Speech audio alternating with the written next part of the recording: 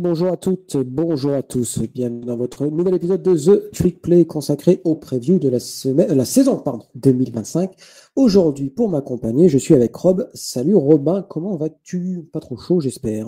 Non, pour l'instant pas trop chaud. Il fait la 25 degrés à Lille. Là, on est plutôt bien. Et toi, Baptiste, comment ça va? Bah, écoute, ça va, la saison se rapproche dangereusement, mais sûrement. Donc vivement, vivement, encore quelques jours et ça va reprendre, donc forcément très hypé. Aujourd'hui, Robin, en direction de la Big Ten, avec un programme voilà, qui a été on va dire, sous les projecteurs au milieu des années 2010, c'est Michigan State. C'est un petit peu plus compliqué maintenant depuis quelques temps. Mais voilà, nouvel entraîneur en personne de Jonathan Smith depuis 2 ans maintenant. Donc voilà, donc un programme qu'on va suivre avec une attention toute particulière parce que ça fait partie de ces programmes qu'on aime bien voir quand même au haut de l'affiche. Rob, on fait un petit bilan de la saison 2024, un bilan de 5-7, une saison voilà, qui avait bien commencé, mais ça a été un petit peu plus compliqué ensuite.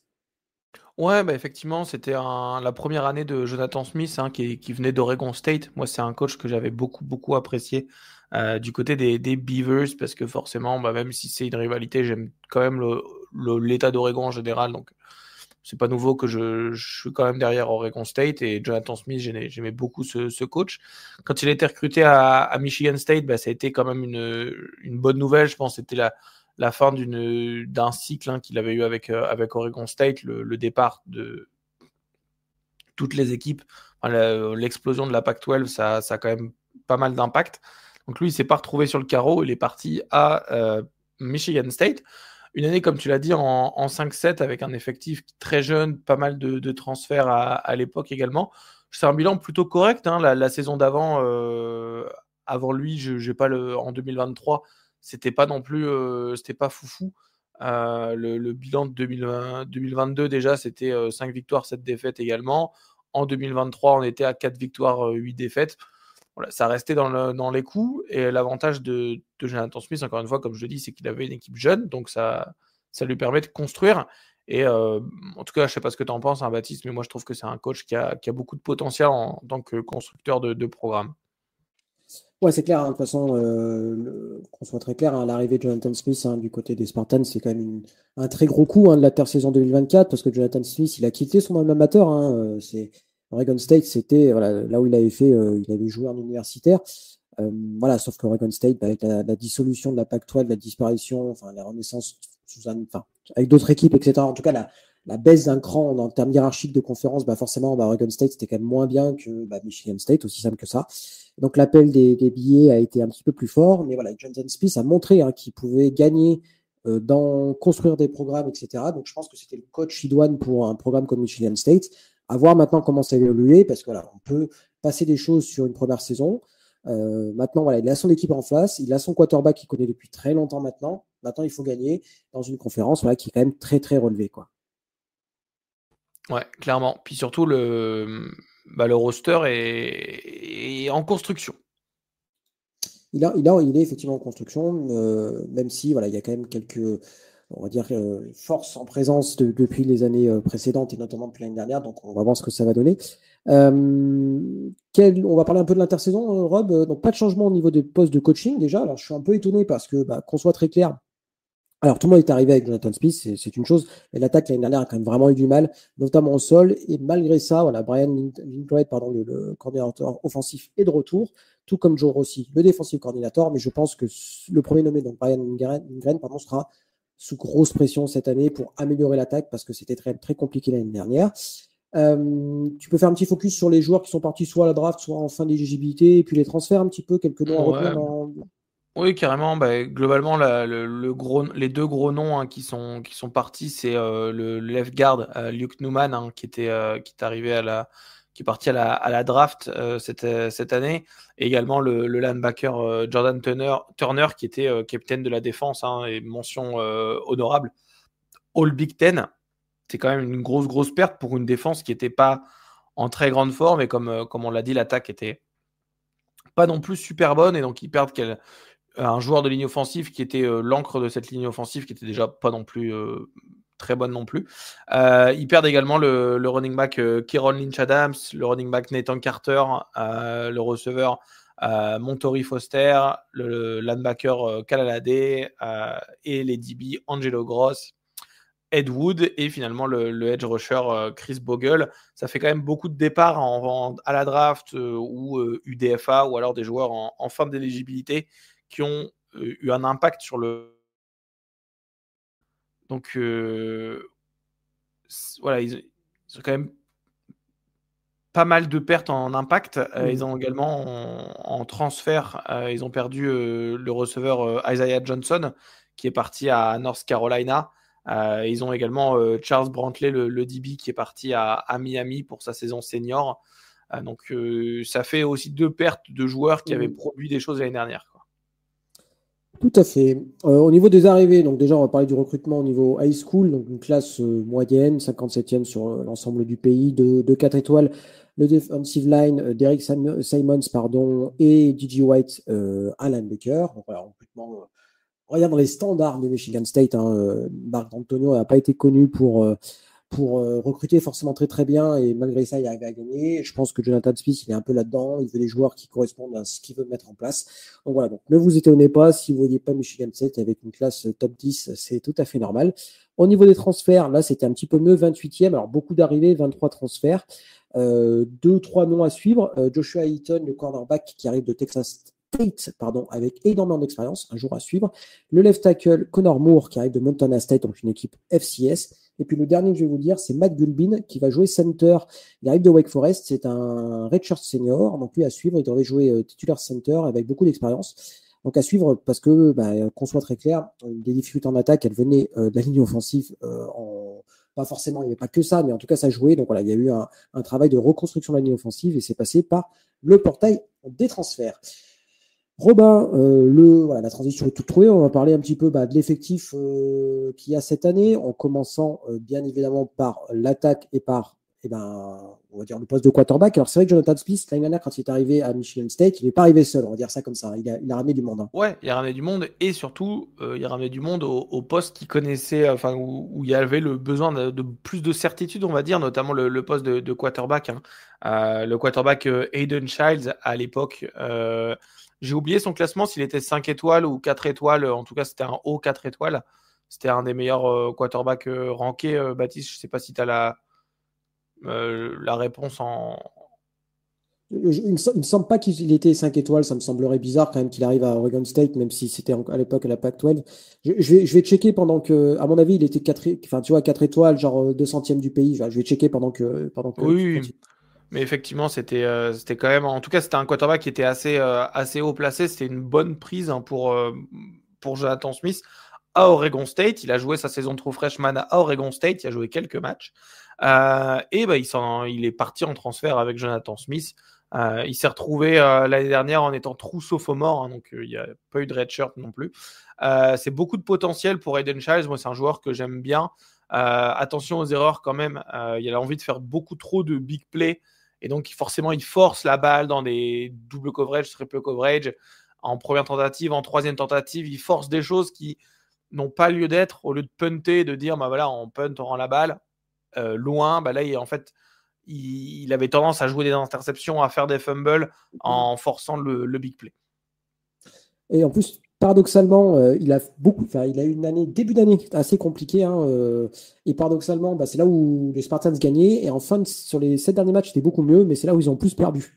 Bon, c'est assez paradoxal tout ça. Mais voilà, la bonne nouvelle, entre guillemets, c'est qu'il a réussi à progresser au fil de l'année. Donc ça, c'est plutôt cool. Donc ça laisse quand même de l'espoir pour cette année, quoi.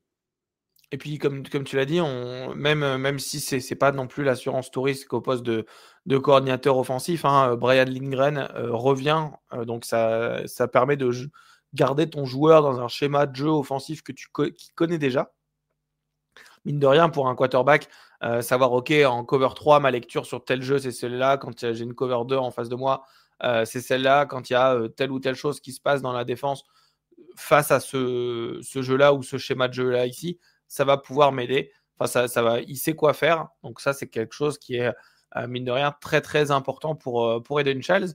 Baptiste, tu as la réponse de savoir quel recrue Ouais, il était? alors, son classement, il était à peu près top 170 sur le composite, tout classement confondu, mais par contre, il était 60e, top 60 pour 247 sports. Donc voilà, il y avait un classement, voilà, ça faisait partie des quarterbacks qui ne faisaient pas forcément l'unanimité sur les services de recrutement.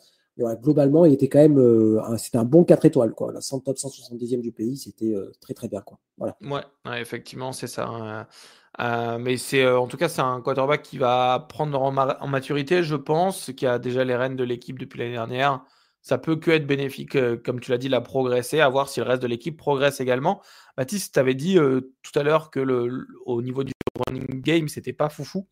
Alors, c'est sûr. Cette année, c'est pas fou, ça va pas être foufou non plus. Non.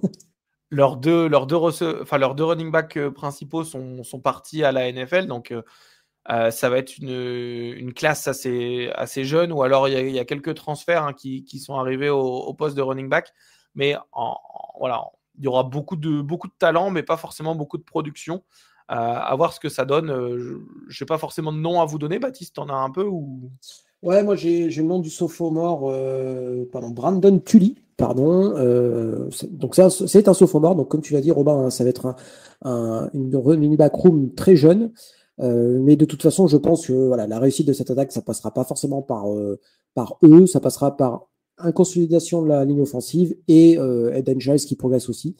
Au niveau de la ligne offensive, comme je la mentionne, voilà, c'était très compliqué l'année dernière. On a pioché du côté du portail des transferts pour ramener d'expérience et pour voilà, faire progresser tout ça. On va voir ce que ça va donner. C'est quand même s'il y a eu voilà, des arrivées qui devraient être intéressantes, c'est quand même un point d'interrogation.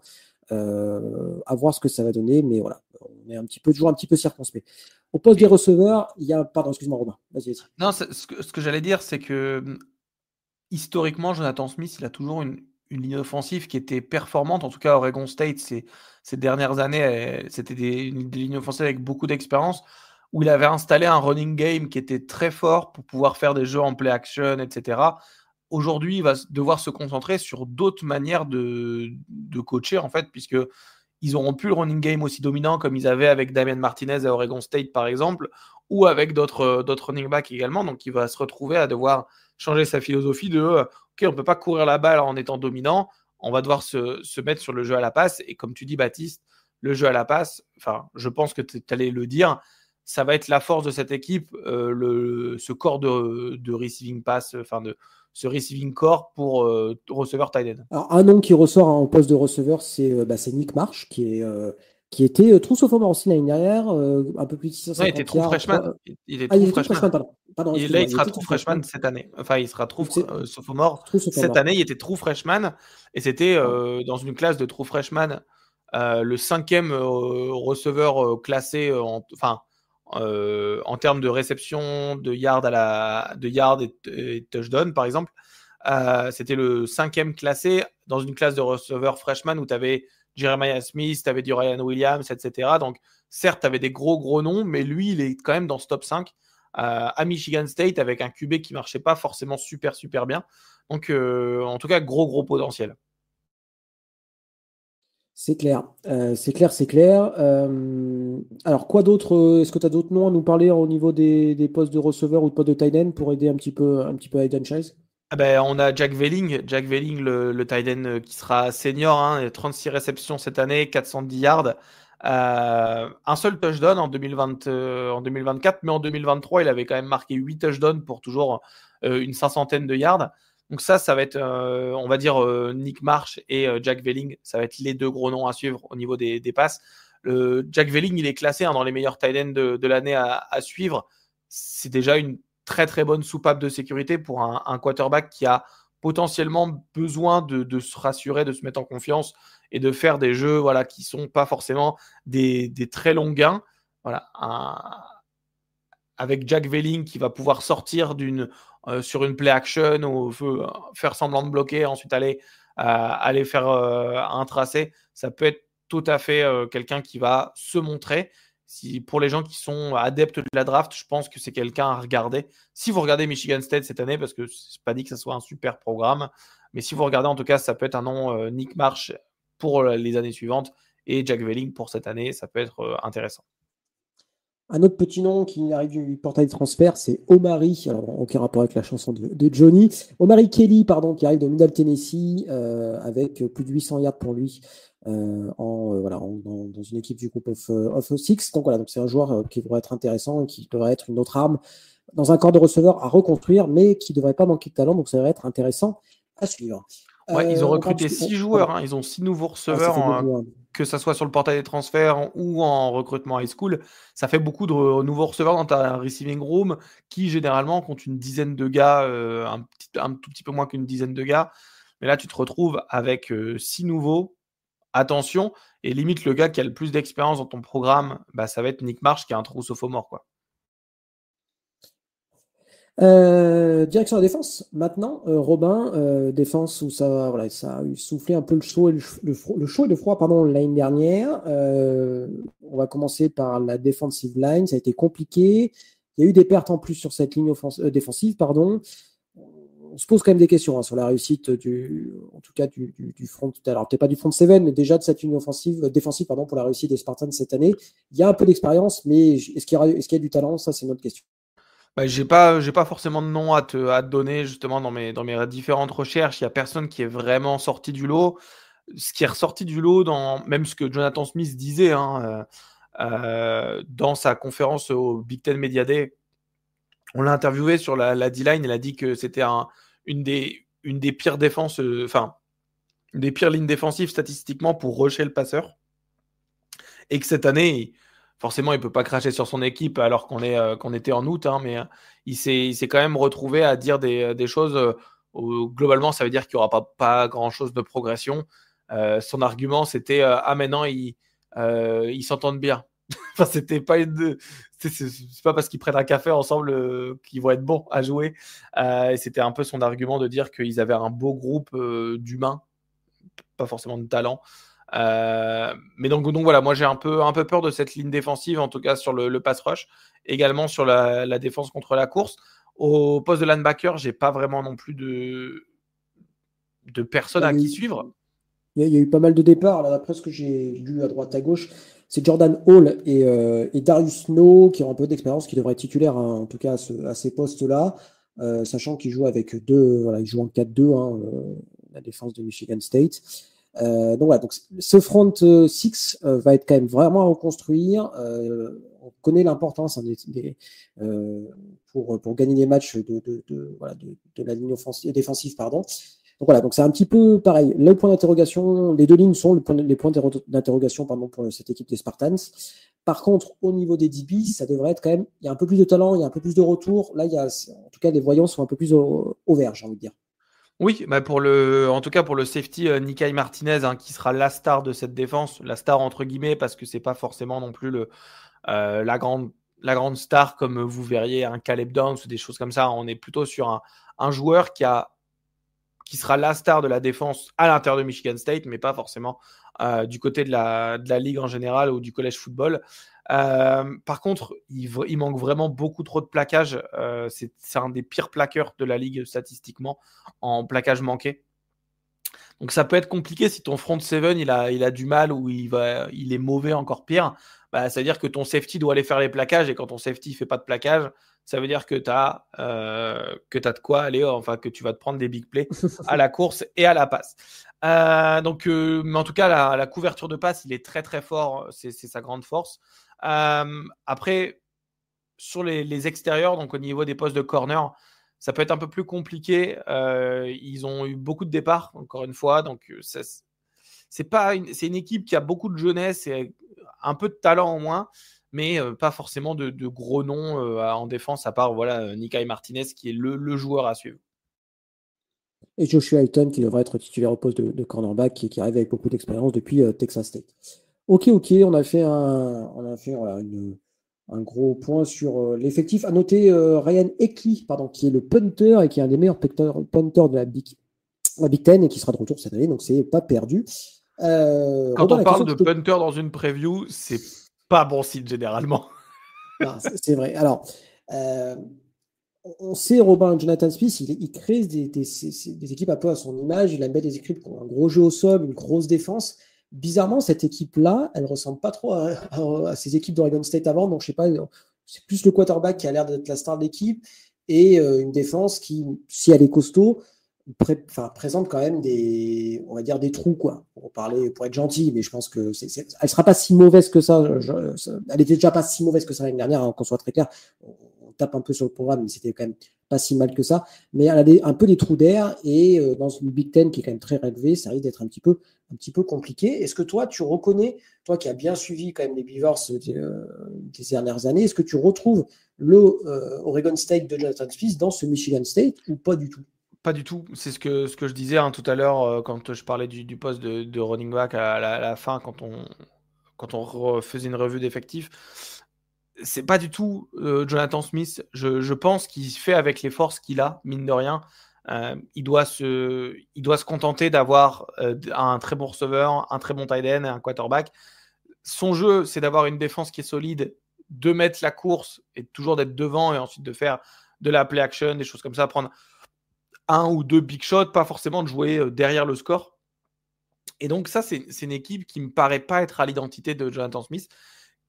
Forcément, j'ai un peu de mal à me dire, ok, cette équipe-là, elle est comme Oregon State les 3 dernières années qu'il avait. Mais j'ai un peu plus de facilité à me dire, ok, il est en train de construire son programme petit à petit. Au niveau du recrutement, voilà, c'est pas des super recrues, mais c'est des joueurs à son image. C'est des joueurs qui vont avoir envie de travailler, avoir envie de s'améliorer, avoir envie de la continuité, parce qu'Oregon State, c'est ce qu'il avait beaucoup, des joueurs qui étaient en 5e année, même des fois des 6e année seniors sur la ligne offensive. Voilà, des joueurs avec beaucoup d'expérience. Pour l'instant, c'est pas le cas. Ils ont une équipe très jeune. Mais non, je me dis que dans 2-3 ans, ça peut faire quelque chose, voire même l'année prochaine, hein, pas cette année-là, mais en 2026 et en 2027. Ça peut faire quelque chose. Et de toute façon, on attend beaucoup généralement du college football, Baptiste, en 2025, que ça soit instantané. Ah, il n'a pas la meilleure recrue. Ah, on va le virer parce qu'il n'a pas une bonne classe de recrutement. Ah, parce qu'il n'a pas une bonne saison, on va le virer. On va prendre son buy-out et on s'en va. Alors que, mine de rien, des programmes comme Oregon State à l'époque, ils n'ont pas viré Jonathan Smith, ils ont construit et ils s'étaient retrouvés dans le top 25 à jouer des matchs très importants en fin de saison pour potentiellement se qualifier pour des gros ball games. Et ça, c'est un peu l'identité que j'ai envie de retrouver à Michigan State, de dire, OK, Jonathan Smith, il est là, il va construire son programme en 3-4 ans. Pour l'instant, il n'y a même pas tous les joueurs qu'il veut lui-même, parce qu'il s'est retrouvé avec des joueurs qui viennent d'anciens d'Oregon State, d'anciens de Michigan State qui ne sont pas partis, d'autres qui viennent d'autres programmes. Qui est-ce que tu as vraiment dans ton équipe? Tu ne sais pas encore, tu n'as pas encore géré à 100% les joueurs que tu avais dans ton équipe. À voir ce que ça va donner, mais en tout cas, c'est une identité qui est pas Jonathan Smith, qui est différente. Mais en tout cas, ça peut être intéressant quand même. Ok, et ben c'est parti. Vous connaissez maintenant la tradition. On va faire un petit point sur le calendrier et sur nos pronos. Alors, c'est un calendrier qui est très ouvert. Il n'y a déjà pas Ohio State, il n'y a pas Oregon. Il n'y a que 3 équipes classées en début de saison au niveau de l'AP Poll de pré-saison. Donc déjà, c'est plutôt pas mal. Donc ça commencera par 3 matchs à domicile, Western Michigan, Boston College et Houston State, une équipe de FCS. 2 déplacements de suite, USC Nebraska, réception du UCLA, déplacement à Indiana, réception de Michigan, déplacement à Minnesota, réception de Penn State, déplacement à Iowa et réception de Maryland pour terminer la saison. C'est un calendrier quand même sous le papier assez ouvert, moi je trouve. Déjà, je pense qu'un objectif de 3-0 en début de saison, ça me semble tout à fait atteignable. Je ne sais pas ce que tu en penses toi, mais voilà, Boston College, Bien sans d'accord. faire offense aux Eagles, je pense que c'est un match, notamment à domicile, que Michigan State doit gagner, parce que c'est un match pour prouver que tu as progressé aussi, hein, c'est le genre de match qu'ils doivent gagner. Et puis derrière, c'est quand même assez ouvert. Tu as UCLA à domicile, tu as un déplacement de Minnesota qui fait pas non plus très peur. Tu as Iowa qui a quand même des questions, même s'il y a un nouveau quarterback, etc. Tu as Maryland à domicile pour terminer. Enfin, l'objectif, c'est un bowl. Et pour moi, ils ont tout à fait les moyens de réussir parce que le calendrier est abordable et parce que je pense qu'il y a assez de talent pour accrocher un bowl. Voilà. Robin, ton avis sur ce calendrier? Je suis assez d'accord. Je pense que l'objectif, c'est le ball game. À la fois, ça va valider. Tu as une saison en 5-7 l'année dernière. Une saison en 6-6, c'est pas la saison parfaite, loin de là, mais c'est une saison qui indique de la progression. C'est également une saison qui va te permettre à toi d'aller avoir un peu plus d'entraînement. Quand on sait qu'on a un ball game mine de rien, on a plus d'entraînement, on permet aux recrues d'être sur le terrain en même temps. Ça permet de voir quand même pas mal de choses et de construire sur le futur. Mine de rien, je vois des victoires. Voilà, si on regarde un peu, Western Michigan, Boston College, Youngstown State, ça gagne. Tu peux très bien commencer, comme tu l'as dit, la saison en 3 victoires, 0 défaite. UCLA, ça peut gagner, donc tu as 4 victoires. Ça peut aller gagner à Maryland, donc tu as 5 victoires. Enfin, je pense que ça va aller gagner à Maryland, donc tu auras 5 victoires. Il ne te reste plus qu'à gagner un de ces matchs, comme tu l'as dit, USC, Nebraska, Indiana, Michigan, Minnesota, Penn State, Iowa. Tu peux gagner un de ces matchs restants. Je pense que l'objectif, c'est 6-6. Au pire des cas, tu n'en gagnes que 4 matchs. C'est un peu moins. Allez, scénario idéal, tu gagnes tous les matchs dans lesquels tu es favori. Et dans ce cas-là, tu te places en 6-6. Ça serait une bonne saison, on va dire, pour Michigan State. Baptiste, t'en penses quoi? Est-ce que tu penses qu'ils seraient contents? Ouais, je pense que l'objectif, c'est un bowl, hein, très clairement, hein. Je pense que tu peux pas viser plus au vu de ton effectif et, voilà, et des effectifs des équipes que tu vas rencontrer. Je pense que tu peux pas viser plus. Mais voilà, le but, c'est de progresser. L'année dernière, et de mieux finir la saison aussi, parce que c'est-à-dire on a eu on va dire l'illusion pendant quelques temps que Michigan State, l'arrivée de Jonathan Smith avait tout changé et que c'était parti et on est parti sur une saison de victoire. Non, après, ils sont allés dans le dur. Je pense qu'ils ont appris de cette expérience-là. Voilà. Et je pense que la saison cette année pourrait ressembler un peu à la saison dernière avec un début de saison sous les chapeaux de roue, puis après un peu plus dans le dur. Donc, à voir si l'expérience qu'ils ont eue l'année dernière peut leur servir. Mais je pense que déjà une 6-6, ça sera déjà très bien parce que même si, qu'on soit très clair, hein, même si le calendrier est abordable, il y a quand même 5 matchs qui sont quand même très très compliqués. Hein. Déplacement à USC, Indiana, Michigan, Penn State, Iowa et même Nebraska. Enfin, ça fait 6 matchs qui sont au niveau quand même très relevé. Et tu pars où tu ne seras pas favori au départ. Donc voilà. Donc, après, c'est quoi les football? Tu ne sais jamais ce qui peut arriver. Michigan, c'est un match de rivalité et on sait très bien que Michigan State a quand même cette qualité d'emmerder souvent quand même les Wolverines. Donc on ne sait jamais. Et moi, je vais parier sur un 6-6. Mais ça ne m'étonnerait pas quand même qu'il soit seulement en 5-7. Voilà, pour être tout à fait honnête, parce que le calendrier est quand même pas si simple que ça. Heureusement, Exact. leurs 3 matchs out of conference sont pas très compliqués, parce que le reste, c'est quand même assez dense. C'est pas hyper relevé, c'est très dense, en fait, j'ai envie de dire. Oui, et puis c'est des équipes de leur niveau, donc c'est des matchs à 50-50. J'ai envie de dire UCLA, ça va pas être le foudre de guerre, mais c'est un match que tu n'es pas sûr de gagner non plus. Boston College, peut-être même que c'est un match que tu n'es pas sûr de gagner. Tu es peut-être favori de quelques points. J'ai pas encore regardé la line, hein, mais tu es certainement favori de quelques points. À voir ce que ça donne, parce que mine de rien, il peut y avoir des matchs que tu perds alors que tu es censé les gagner, mais des matchs que tu gagnes alors que tu es censé les perdre. La Big Ten de cette année, je pense que ça va être le cas. Très bien, très bien. Non, en fait, soit j'ai pas écouté, soit j'ai pas fait attention. Ce que j'ai dit, c'est que voilà, les matchs, tu avais beaucoup de matchs à 50-50 en termes de victoire, tu n'es pas donné les favoris. Donc à voir si tu les gagnes ces matchs-là, tu peux aller en 6-6. Si tu les perds, tu peux directement aller en 4-8, en 5-7. Mais en tout cas, on est à peu près d'accord ensemble. Tout à fait. Je cherchais pour être tout à fait honnête, je cherchais le spread, savoir s'il était encore dispo. Je le trouve pas sur ESPN contre Boston College. Mais voilà, je ne m'étonnerais pas qu'il soit légèrement favori puisque c'est match au Spartan Stadium, donc c'est ton jeune. Ok. Et ben, merci Rob pour cette nouvelle preview de la Big Ten dans une équipe qui sera quand même intéressante à suivre parce que John Childs, c'est un joueur qui est quand même sympa à voir et qui est hyper jeune. Il a même pas 20 ans encore. Hein, et il va être junior. Hein, donc voilà, c'est un joueur qui, malgré tout, reste jeune et avec une super marge de progression. Donc assez curieux de savoir ce que ça va donner. Robin, merci à toi de cette preview à tes côtés. Bah, merci, c'était avec plaisir. Et puis, merci à tous de votre écoute. Et puis, on se retrouve bientôt pour des nouvelles previews et pour bientôt la Week 0 qu'on attend avec impatience. Ciao tout le monde. Ciao.